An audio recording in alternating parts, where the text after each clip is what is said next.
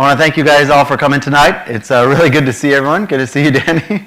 I know that God wants you to hear this message this evening. I am certain that Satan does not want you to hear it. If you want to know why, ask Danny in the back later. He will tell you why that this message is going to be important.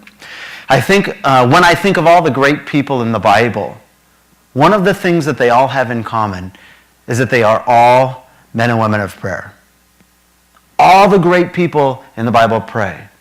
They pray regularly and they pray a lot. Think about it. Jesus, he's the greatest. Even Jesus, he goes out to lonely places and prays. Even Jesus finds himself up early in the morning intentionally praying to God.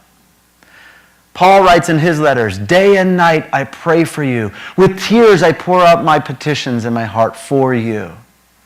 Peter, the same thing.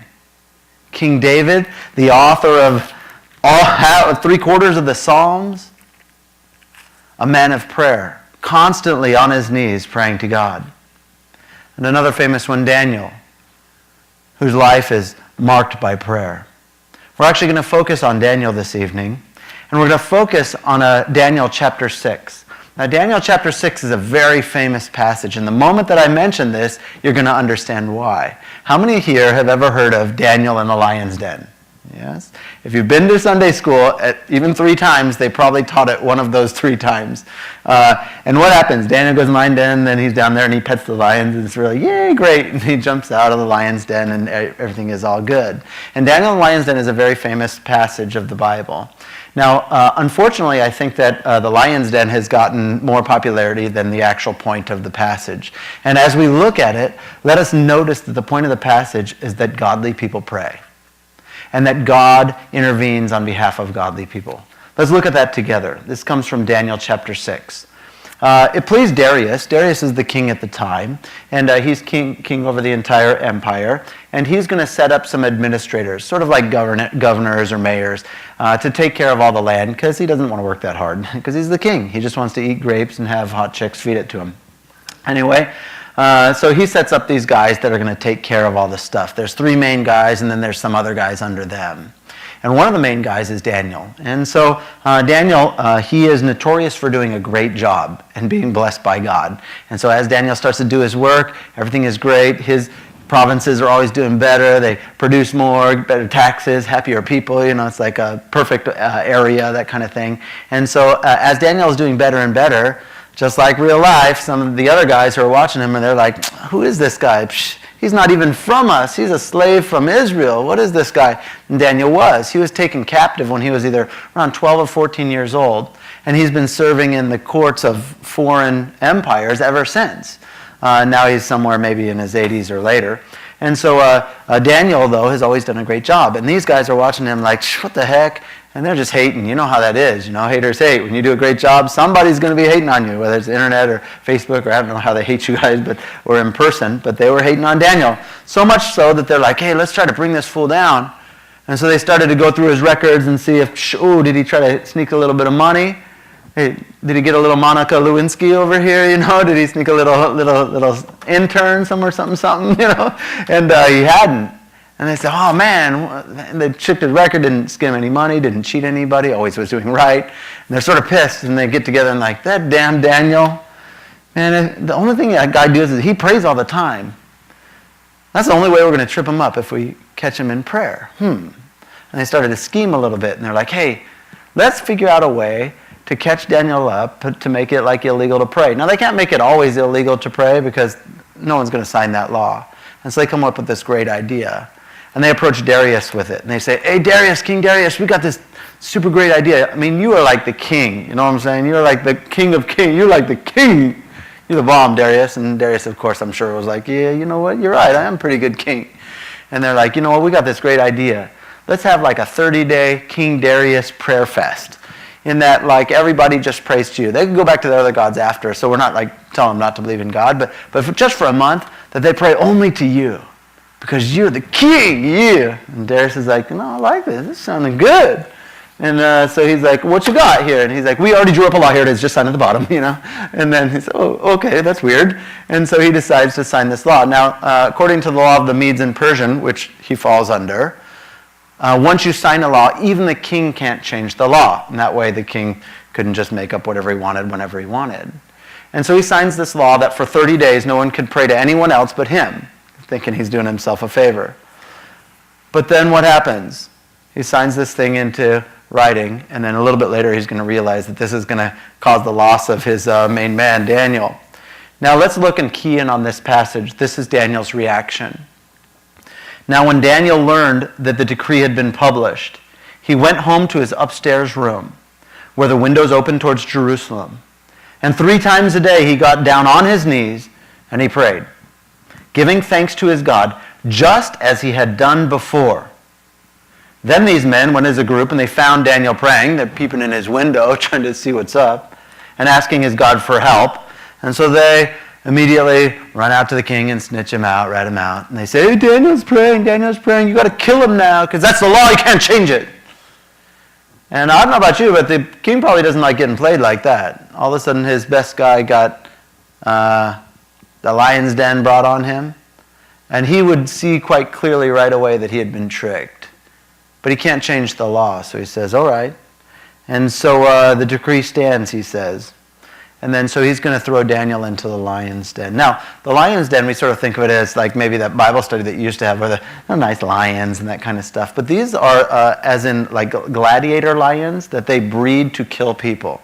They don't feed them so that they're starving. And there might be anywhere from 40 to 100 of them in a lion's den. And so to go to the lion's den is really, all you're saying is that we're going to the execution chamber. That's where you would go to kill somebody. Just like nowadays we might have the gas chamber in which someone goes to execute them. They open up the thing, you go in there, sit down, they strap you down, the gas release, and within 3 to 5 minutes you're totally dead. Unless you're Snoop Dogg, then you're pop it like it's hot, whatever you're doing, and having a party in there, and then because he's already brain dead probably from all the other smoke that he's inhaled. But aside from Snoop Dogg, the rest of us, if we were put in the gas chamber, we would die. And that was what the lion's den was. It really was only a form of execution. He wasn't going down there to play with the lions, and he wasn't going down there to make new lion pet pals or anything like that. He was going to get thrown in and killed. And the king, he's sort of bummed by this. And so he says, all right, Daniel, sorry about this. We got to throw you in here. And then he says to him, may the God who you have served continually rescue you. So the king knows that something is different with Daniel. And the king recognizes that Daniel follows God. And he says, you've been faithful to that God. And I don't know, but I hope that God rescues you because, you've been faithful. You're more faithful than all of us. And he says, but peace. Boom, and throws him into the lion's den. Seals it up, takes off, spends the night away, doesn't eat, doesn't go to his normal king thing, doesn't catch a movie, just sits like probably fuming. Freaking played me like that, those other punks. So he gets up in the morning, maybe he hadn't even slept, jumps up in the morning, runs out to there, first light of day, and he's like, hey, Daniel, yo, did your God save you? Cricket. And Daniel says, oh, king, live forever. Yeah, God sent an angel and he shut the mouths of these lions. They didn't hurt me because I've been innocent in God's sight. Then he says, nor have I ever done anything wrong to you. And the king says, true that, overjoyed, grabs him out of there. And so pissed off that he got played, he says, call those other fools this way and bring their wife and their kids with them. I got a present for them. And that present was kick their ass down into the lion's den. And just to see that these weren't calm, nice little pet lions, notice what happens to them. They're thrown in the lion's den with their wives and children, and before they reach the floor of the den, the lions overpower them and they crush their bones. They get torn apart. These are not pet lions, they're savage. It's not Siegfried and Roy. It's wild animals bred to kill people, and we see that happens. And then Darius says, Daniel, your God is amazing. And we don't know if Darius decides to believe in that God, but he issues another statement, and that statement says, Daniel's God is bomb. Daniel's God is dope. Don't talk mess about Daniel's God. And so Daniel prospered under the reign of Darius all the way to the reign of Cyrus, king of Persia. In this often told and very famous narrative called Daniel in the Lion's Den, the lion's den is actually irrelevant. It is not the point of the narrative. What is important is that Daniel was a man of prayer, and he was willing to die for it. And what is important is that godly men pray, and God answers the prayers of godly men. Now let's look and notice a couple things. I want you to take a look, and we're just going to key back in on that passage about Daniel's prayer. And I want you to notice a couple things, and I want you to emulate those things. Emulate means to copy or to imitate. It's an SAT word, you know. And so here's some things we notice. The first thing we notice is that Daniel's prayer is intentional. He planned on doing it. It was part of a daily routine in which he set aside time so that he could pray. I think that there is great value in spontaneous prayer. And I want you to continue to spontaneous pray so that someone comes up and says, oh, you know, I'm having a really hard time at work. And you say, okay, let me pray for you. This is not a planned prayer. This is a spontaneous prayer. And I want you to pray that. And those prayers are really important. And I want you to continue to do that. But that can't be the only type of prayer that we have. You have to have spontaneous prayer, yes. But there is great value in intentionally praying. To setting aside time to say, God, I am going to pray. Because what happens if you don't? You won't. Let's be honest, our day is busy.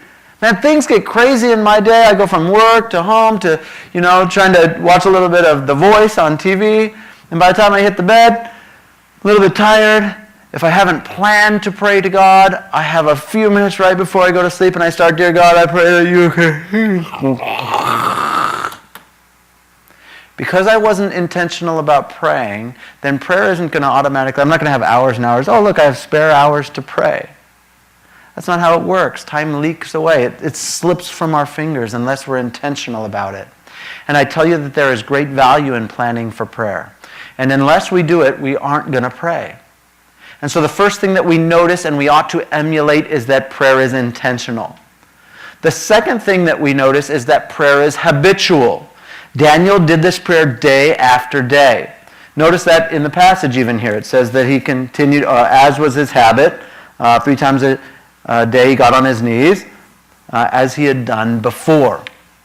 And so Daniel was doing this day in and day out. It's not like it was just a one-time deal. On March 13th, God, I am going to pray for 10 minutes about something. But rather it was a daily habit of his. And he didn't change that habit just based on need. It wasn't like, oh crap, oh lion's den, or oh crap, this circumstance came about, I need to pray now. So he didn't just start praying out of need. Circumstances did not change his habit. He didn't whine or complain when this bad thing happened, this law. He didn't picket, he didn't burn down a building, he didn't riot, no movements, no letters of protest. He simply did what he was going to do. He went out and prayed. And he was going to pray 3 times anyway, and I bet you each of those prayers they had like, dear God, please help me not to die. I want to not die. And I'm sure that was involved in his prayer. But he didn't have to change extra times. He didn't have to add extra things because he was planning to pray all along. Because it was a habit for him. Daniel prayed 3 times a day.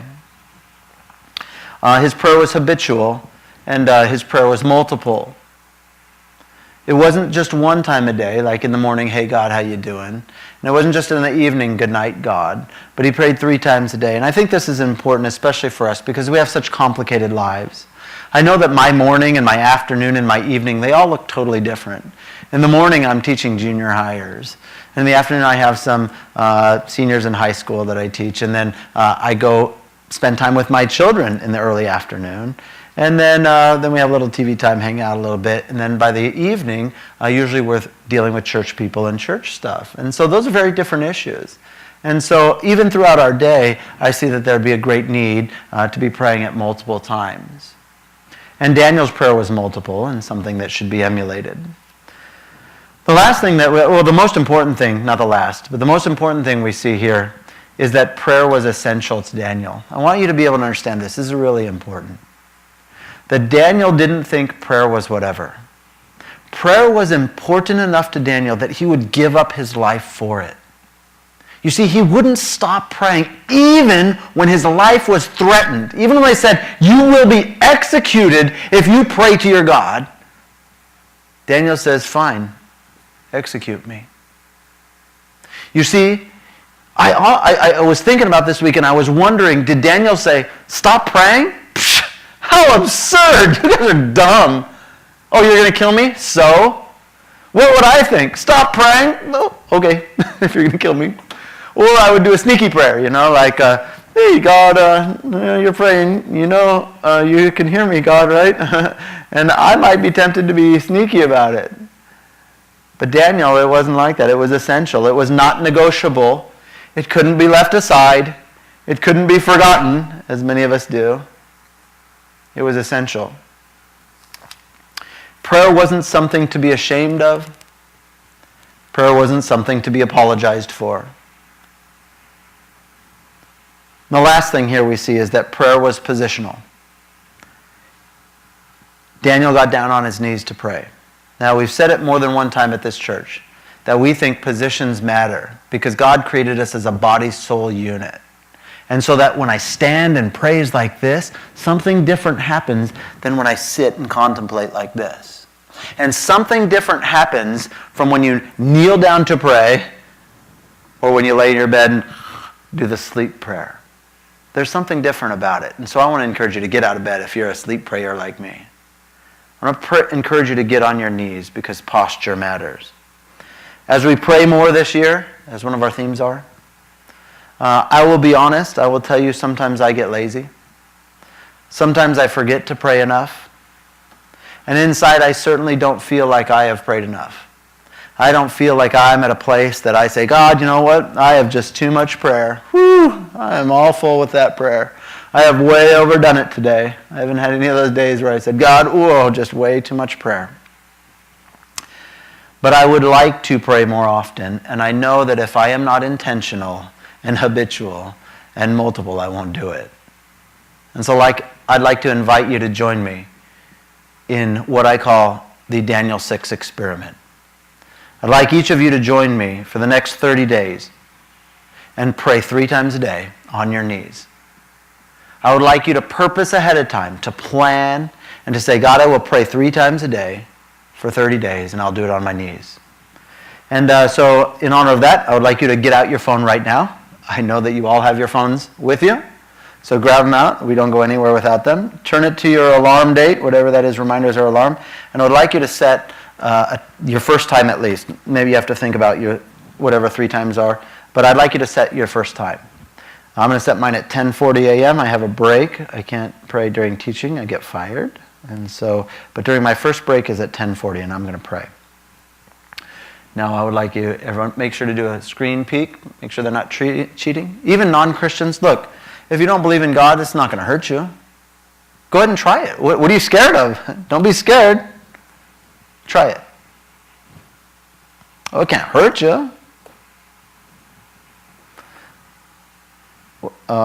Sure, your phones are in the car. Right. Okay, well, I'll call you later and make sure. Get them plugged in. Okay? Everybody planned on that? Okay. Now, I want to head off one excuse right away. I want to head off this excuse. I'm going to feel lame if I get down on my knees. Well, yeah, Daniel was going to feel dead if he got down on his knees, and he did it anyway. And so I want to encourage you to do it anyway.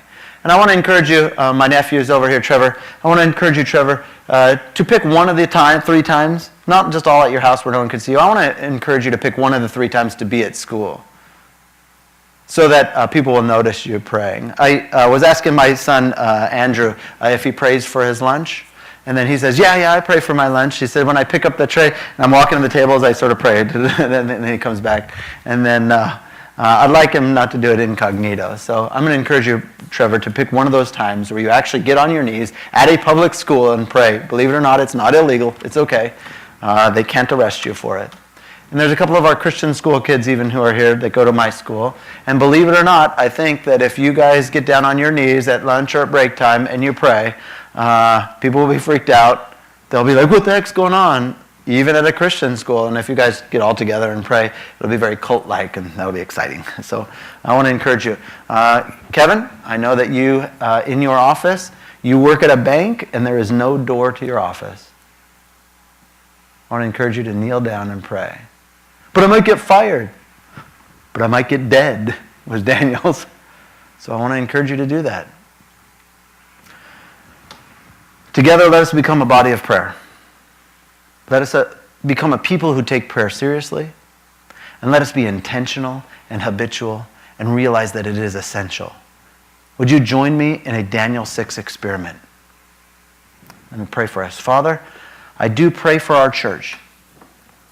I pray for our church and our people that they would become intentional about praying for you. We have forgotten you too long. And we have marginalized and sidestepped and put prayer to the back burner for too long. I confess that I have done that. That I have not always made you a priority. And I want to change that. And I want your help to change that. And I want our people to have your help to change those things. Father, I will intentionally meet with you 3 times a day. And as I do, I ask that you would meet with me. And as my friends do, I pray that you would do a supernatural, powerful, miraculous work that only you can do. That you would meet them and their soul would be changed and their attitude would be changed and their lives would be changed because they're praying honestly to the God of the universe and they're making you a priority. I pray as they are faithful that you will be faithful to them. That you will meet them, God, and do what only you can do, a supernatural work in their lives. I ask this for our people, and I pray this in your Son's name. Amen.